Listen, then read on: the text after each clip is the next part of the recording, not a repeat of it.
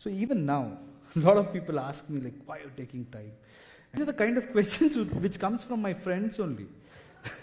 A lot of people ask me so many such questions like, what do you do now? এবার শাকিব খানের তুফান নিয়ে কথা চলছে south ইন্ডাস্ট্রিতে।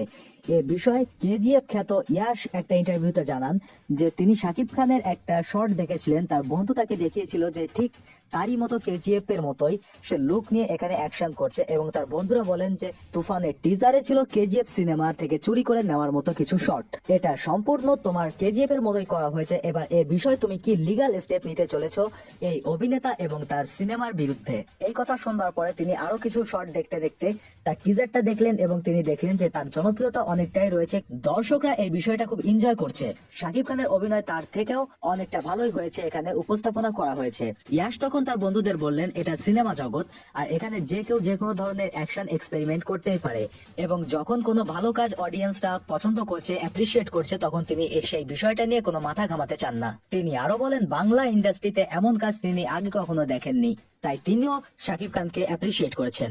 এ বিষয়ে আপনার কোনো মন্তব্য থাকলে অবশ্যই কমেন্ট বক্সে জানিয়ে দেবেন। ভিডিওটা দেখার জন্য ধন্যবাদ।